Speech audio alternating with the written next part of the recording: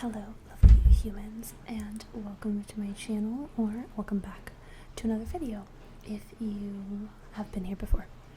My name is Kate, if you don't already know, and today, as you can probably tell from the title, I'm going to be talking about books. If you're not a reader, this might not be super interesting to you, but hopefully relaxing. I'm going to be kind of whispering, soft speaking, book tapping, reading book synopses and things. But before I do anything, I'm going to light some incense, as has come tradition. Can I speak? It's become a tradition in my recent videos. Sorry, I was just making sure my microphone was on.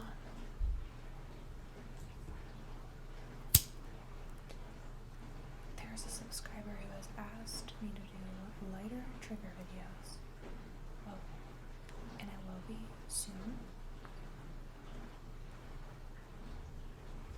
Maybe even later today. But I imagine this video is probably going up before I film one, so it is coming soon. I'm gonna set this over here so that the incense doesn't totally blow into my face and blind me. I'm drinking coffee. Surprise, surprise. It's just black today. It's the Starbucks Blonde Roast, the Veranda blend. I ground her up this morning and made a fresh pot.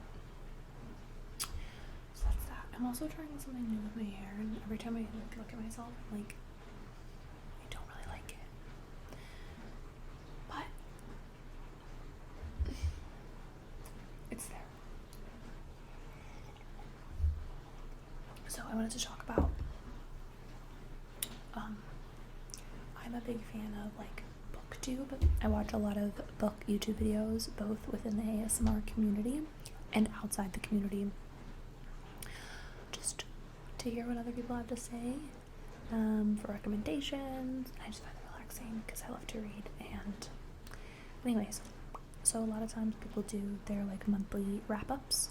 There's a particular ASMR channel I'm thinking of that does book videos, monthly warm-ups, or did I say warm-ups? Wrap-ups. I'm ridiculous. Okay. And I can literally picture her face, I can hear her voice in my head, and it's really, really upsetting to me that I cannot remember her name. I'm gonna put it on screen and link her channel below because she has inspired me to start doing monthly wrap-ups. But this is not a monthly wrap-up, it's a Christmas break wrap-up. I'm a full-time college student, but I've been on break for the last 2 months. After this, I'm gonna start doing like monthly wrap-ups, like starting in February. But I haven't even looked at the last 2 months as like months. It's just been Christmas break. If you're in college, or if you have gone to college, you understand. So yeah. Also, I did not read as much as I'd like to. I have been studying. I take my second and final LSAT tomorrow. Oh my gosh, so by the time you are seeing this, I've already taken it. Whew. I'm scared. But I've been studying a lot, working a lot, etc. So that's been taking up a lot of my time. So I haven't been reading as much as I'd like to, but like I said, it's my second and final LSAT, so after this test, I'm done. I mean, that being said, I am in my senior year at university, so I don't know how much I'll be reading, but I'm just going to jump in with my 5-minute intro and share with you all of the books that I have so far finished in Christmas break. I have a week left, but I don't foresee myself finishing another book in the next week, just because I have a lot going on. So anyways, I'm going to start with the book I read first, or the book I finished first.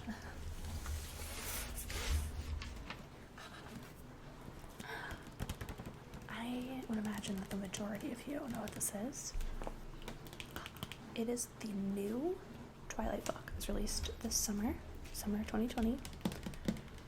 I wouldn't call it a new Twilight book. I mean, it's called Midnight Sun.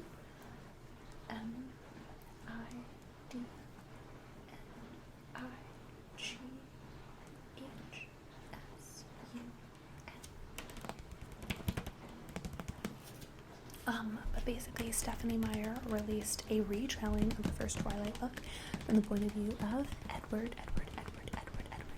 I am not going to sit here and explain the plot of Twilight to you, because even if you haven't read it, I would assume that you know the plot, or else you've probably been living under a rock for the last 10 years. Or maybe more. I don't know when the first book came out. But anyways, she's long. I actually started her this summer, and then it took me a really long time to like pick it back up and like actually finish it, just because it's a story I've read before, right? Like, I read the Twilight books, and I have reread the Twilight books, but it just felt so long because it felt new, but also like deja vu the whole time, because I already know how it ends. I'm just looking to see.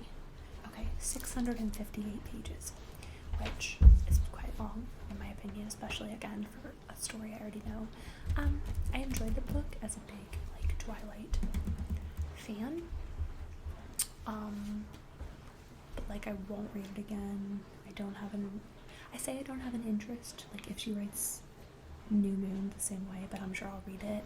It's one of those that like I couldn't not read it, but I didn't really love it, or like I didn't think it was necessary. But yeah, I'm a big Twilight fan in general, so yes, I'm gonna rate all of these out of 5 because I know, how fun, right? I'm gonna give this like a 2.5. It'd probably be less. I wasn't such a big Twilight fan, but I'm just like, I'm not really gonna recommend it unless you're like a huge Twilight fan, in which case I'm sure you already read it. It's just repetitive. I don't know. Anyways, I'm not gonna talk much about it because most people are probably really familiar. So, next. Sorry, I like piled these up, but like in reverse order, because I just stuck them on my table as I finished them over the last 2 months, so they're upside down. You know what I mean? Okay.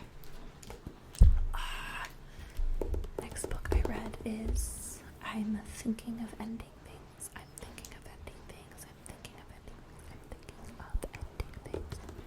By Ian Reid. So, before I get into it, his name is spelled I-A-I-N. And tell me what.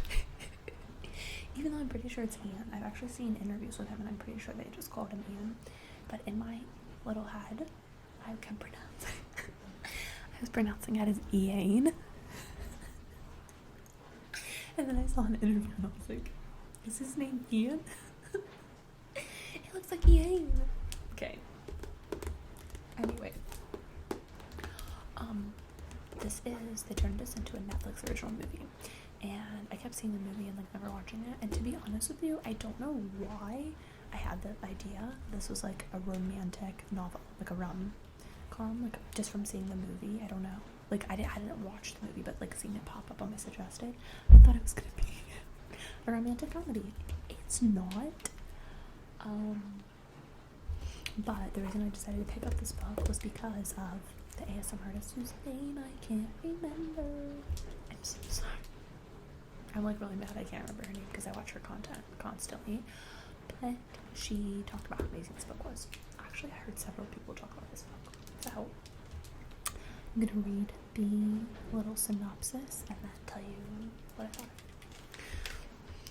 In this deeply suspenseful and irresistibly unnerving debut novel, a man and his girlfriend are on their way to a secluded farm. When the two take an unexpected detour, she is left wondering if there is any escape at all. What follows is a twisted unraveling that will haunt you long after the last page is turned. In this smart, suspenseful, and intense literary thriller, debut novelist Ian Reid explores the depths of the human psyche by questioning consciousness, free will, the value of relationships, fear, and the limitations of solitude. Sorry, I lost my place. Reminiscent of Jose Saramago's early work, Michael Faber's cult classic Under the Skin, and Lionel Shriver's We Need to Talk About Kevin, I'm Thinking of Ending Things is an edgy, haunting debut. Tense, gripping, and atmospheric, this novel pulls you in from the very first page and never lets you go. I agree with all of that. I read this book in one sitting. How many pages is it? It's not like, okay. It's 210 pages. I read it in one sitting. It took me like 4 hours, and I literally sat down to read it at like 6 p.m.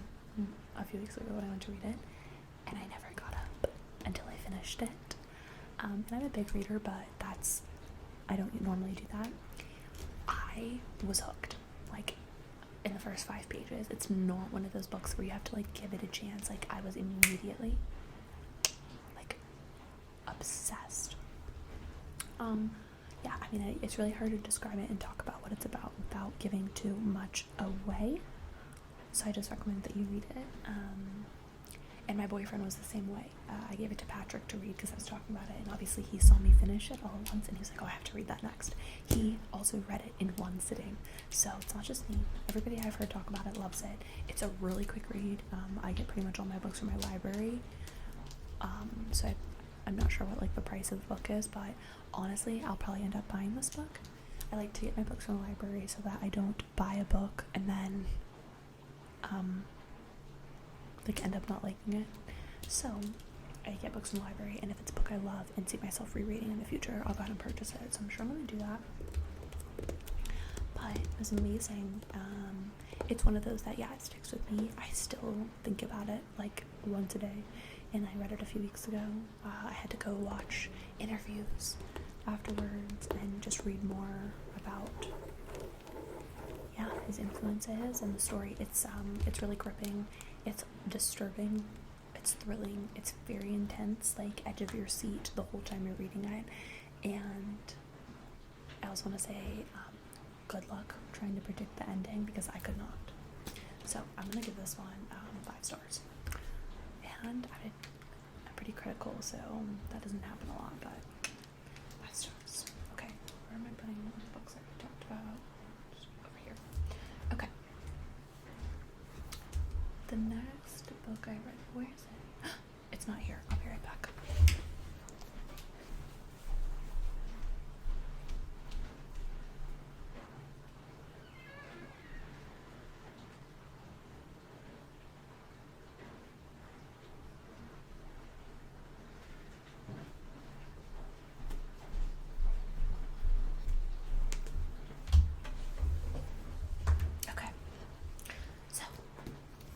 And this might be out of order. I actually think I read this before I'm thinking of ending things, but not that anyone cares.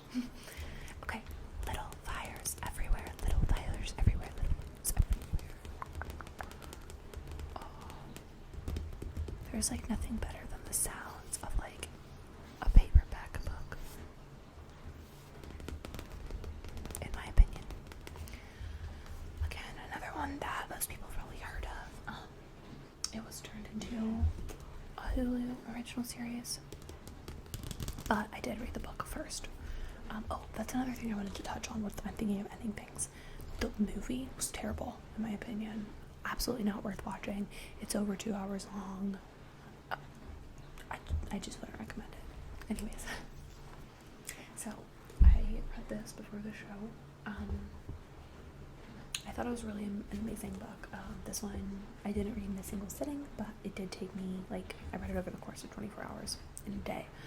I loved it. It's, how many pages?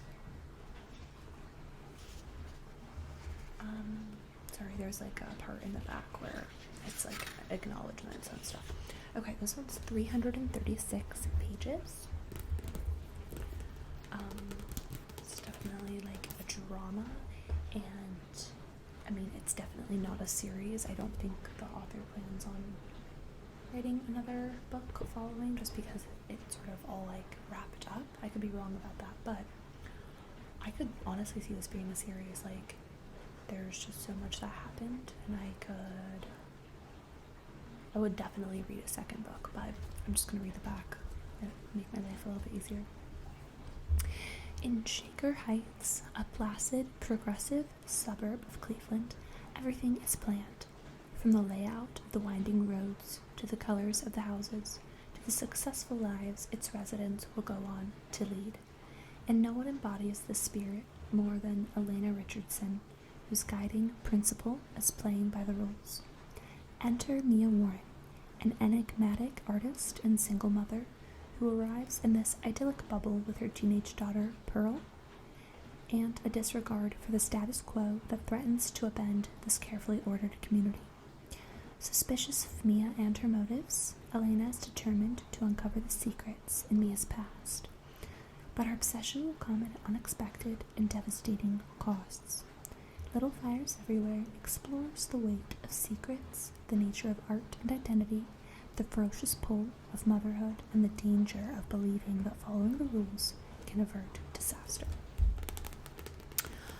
So yeah, I mean, I read it in a day. I loved the book. I felt very connected to the characters. But the Hulu show, tragic. Listen, I know a lot of people love the show, and I guarantee you 99.9% of the people that love the show didn't read the book. And I'm not going to sit here and be one of those books are better than the movies and the shows, because if you're a reader, you know that's true 95% of the time. But they changed like the whole plot in the show, like the whole thing. They changed the ending. They changed the characters. They added a bunch of unnecessary stuff. Like, I just don't. Let me know, like, if you read the book and watched the show, if you agree with me or if I'm overreacting. But like, I was like yelling at my TV because I just didn't understand. Now, my boyfriend didn't read the book and watch the show with me, and he liked the show. So, whatever. I'm just salty. But anyways, I would give this one a 4 out of 5. I would give it a 4 out of 5. I liked it a lot. I probably won't read it again. This one I did buy from Target. I saw it's 20% off. I've been planning to read it, so I just picked it up. I probably won't read it again. So, that's how I feel about that. Okay. Next is a book that I didn't finish, so I feel like I should not include it, but I just want to touch on it because I wasted a lot of time reading it and then just didn't finish it. This is Drive Your Plow Over the Bones of the Dead by Olga Tokarczuk. I could be totally butchering that, but that would be my guess. I read this book specifically because ASMR Mauve told me to. No, like, she did a video talking about how she really liked it, and kind of summarized it, and I thought it sounded good, so I picked it up, and it is the slowest. Like, I gave it like 75 pages before I gave up, and it's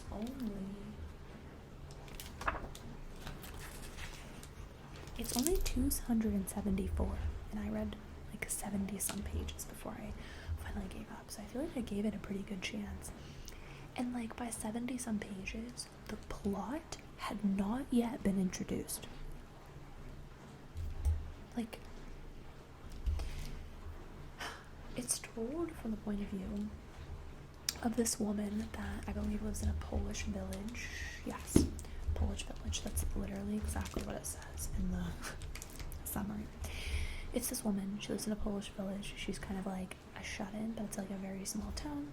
In the very beginning, her neighbor is pronounced dead, and yeah, I mean, she kind of gets like involved in that and whatnot, but she's very much in her head, and it's very like detail oriented, which some people might like, but it's almost to a point, like, it's grueling. It's to a point of being grueling, and to a point of like, hello, what's the book about? Like, so I just got bored of it. Like, I normally read books decently quickly, and I think it took me like quite a few days to get to 70 some pages because I wasn't wanting to read it. Like, and that for me is usually a sign that like I should just move on to something else. I gave it a fair shot.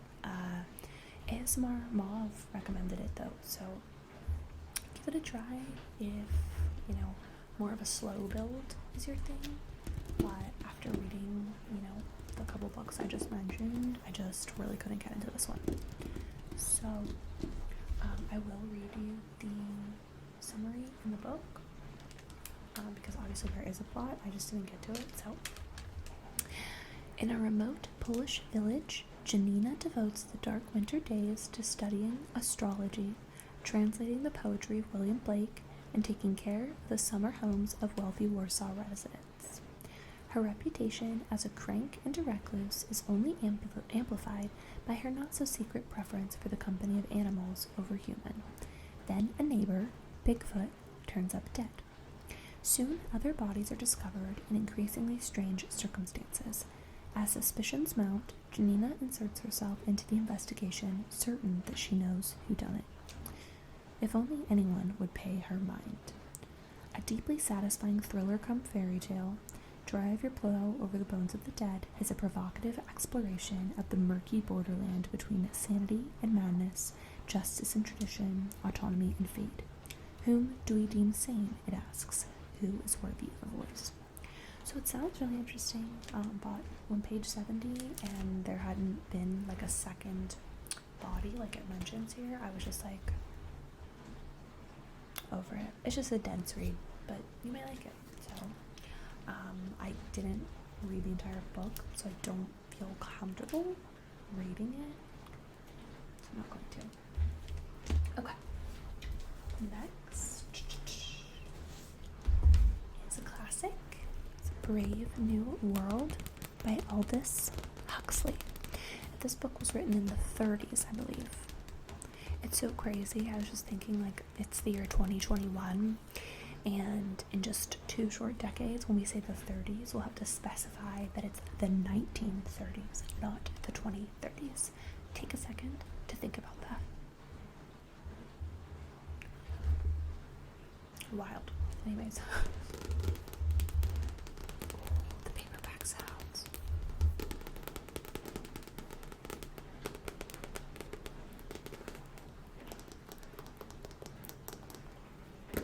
So, this is a classic. I've heard about it before and just never got around to reading it. Patrick, this is one of his favorite books, if not his favorite. He talks about it a lot and has been begging me to read it. So I finally did. It's dense. I know it was written in the 30s. It's dense. It's hard to get through. It's not as much plot driven as it is driven by details and facts. And basically, it's a dystopian novel, but it was written in the 30s. Yes, 1932. So it's supposed to be about the futuristic world, kind of reminiscent of like the same concept of like a 1984 George Orwell. If you read that, most people have to read it in high school. So, and it's very dense. There's a lot of like scientific biology, molecular stuff. I mean, there is like a plot, which is ultimately what drew me in, and I was able to finish it, unlike the last one. It was just a little bit of like a difficult read. It's not super long. It's about 259 pages. Yeah, I'm just gonna read the back for you.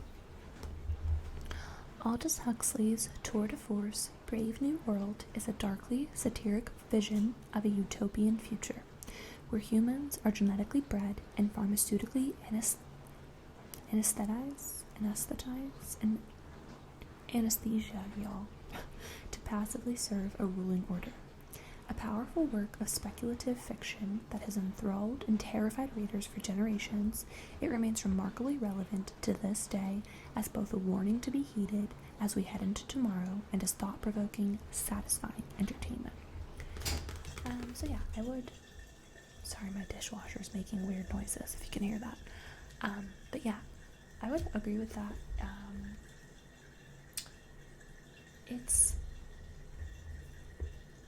I enjoyed it. It definitely, I mean, because it's a utopian world, a lot of it is made up, and obviously all fiction books are made up, but you know what I mean, where it's like, there's a lot of terminology that you have to sort of just like infer what it means, because they're not like real words and concepts. I mean, real to Mr. Huxley, but you get my gist. So I would recommend it just because I feel like it's just the kind of book that everyone should read. It's one of those classics that everyone talks about.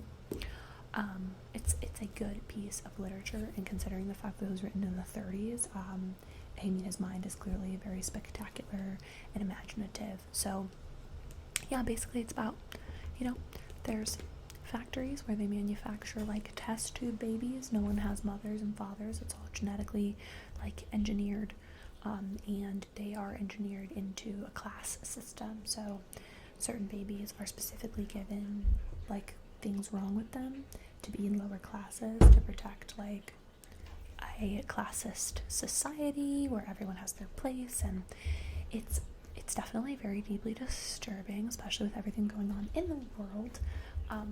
I would recommend it. Just be patient. I mean, it's less than 300 pages, but it's certainly not a quick read by any means. And I would give this one a 3 or 3.5 out of 5.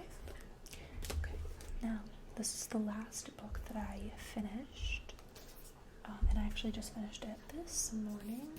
It is 3 Women by Lisa Taddeo, or Taddeo.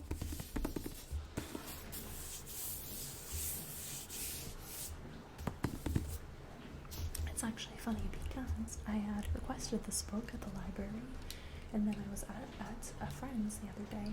We were just talking about books, and she said, "Oh, can I give you a book to read?" And I was like, "Yeah, of course." And she pulled this out, and I was like, "I already have that on hold at the library." And she said, "Well, now you can read it and take your time." So it was just funny that she was going to recommend to me a book that I had already picked out. It's crazy how, like, you know, you have those friendships like that where you're so similar to another person. Anyways, I doubt she's watching this, because I don't think that she watches ASMR videos. But Jess, if you're watching, hi. Thanks for the book. Loved it. So this book is intense and amazing, and just a wonderful and real and raw commentary on what it's like to be, you know, a modern woman in the 21st century.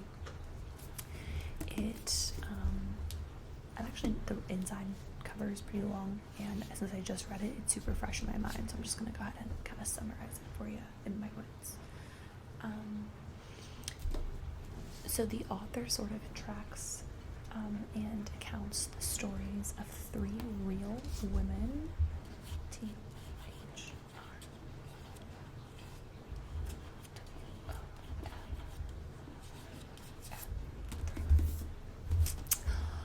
And she even says in the beginning that basically, like, these are real accounts of real women, and it took her like years to like really get to know them and write their stories. But it follows 3 women, Sloane, Lena, and Maggie, and their journeys in womanhood with sex and love, and, you know, their the expectations of them and their roles and their worlds and their families. And it was a really heartwarming read. I mean, really intense and sad in a lot of ways, but it alternates between the 3 women, so at the end you get the end of all 3 of their stories, which is really cool. One of the women, and this isn't really giving it away because they kind of mention this at the beginning of all of them. One woman, a big part of her story is recounting an affair that she had with her teacher in high school. One woman is married with children and is having an affair with another man that was previously her high school sweetheart, essentially. And the third woman is, you know, happily married, but her and her husband are swingers. Basically, they have other people join them in the bedroom, and so it's just sort of talking about all of their journeys and all of their relationships with sex and their bodies and just womanhood in general. I think women especially would enjoy this. It's very very graphic and detailed. So, Lily, if you're watching this, that's my sister. If you're watching this, don't read this book yet. Give it a couple years. She's pretty young, too young to read this, and I just don't read it yet. All of these other books are fine, just not this one yet. But yeah, I'm 21 years old, and I honestly could relate to a lot of this. You know, some of the stories are told in flashbacks where the girls are teens, and some of them are even, you know, where they're in their 30s, and all of it felt like talking to a friend. It felt like a life lesson, like getting wisdom from an older sister or a mentor. So I read this one in a couple days. I think in 2 days. I finished it this morning, like I said, and I literally got up really early this morning and was watching the sunrise, and like I didn't go back to sleep because I wanted to get up and finish this book. So I definitely recommend this one. I would give this one a 4.5.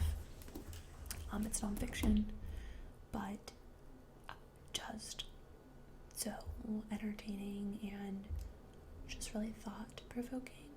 I mean, I just finished it this morning, so it's not like I've had a lot of time to reflect on it, but I think I'll continue to reflect on it, and I feel like this is something I'd love to read again in 10 years, you know, when I'm hopefully married and starting to have children and just in a different place in my life. But I'm really glad I read it. So, that's the last book I finished. And I'm going to just show you the book that I started today. And if I end up finishing it, or even if I don't, I'll talk about it in my February wrap-up. But I just wanted to show you what I just started. It's The Inevitability of Tragedy, Henry Kissinger and His World, and it's by Barry Guin. I don't think it's Jewin.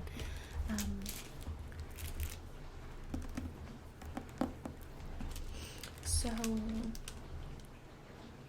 Henry Kissinger is a pretty famous man that was involved in politics, specifically around the time of Nixon. So I'm assuming this is going to be nonfiction. Basically, the reason I want to read it is because I am going to law school in the fall, and I just want to start reading a few, like incorporating some more political and like American history type reads, just to kind of like get me into that mind state and to just learn a little bit more about the history of American politics as we know them today. So, this is probably boring to a lot of you, and I am not fully convinced that it's going to be super entertaining for me either, and I picked it. So, I don't really read a lot of nonfiction, but that's something I'm trying to do more of this year.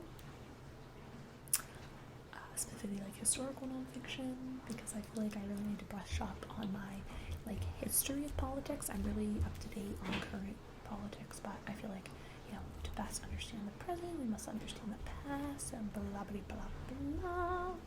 But I just started this one, so yeah, I will let you know. But that is all the books that I read over Christmas break. I wish it was more. I mean, honestly, Midnight Sun was a hefty read and took me so long to finish. Plus, studying for the Elsa, I just didn't have as much time as I wish I did. But anyways, that's all the books I read. Let me know if you like this video, or if you would maybe be interested in seeing like a my favorite books of all time kind of video, in which case I don't own a lot of them, so I'd have to scrounge them up, maybe do some rereading.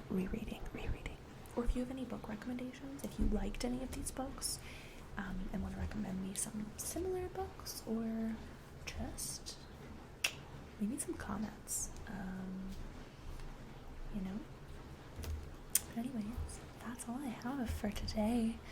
I hope that you are all having a lovely day, or afternoon, evening, the middle of the night, morning, etc.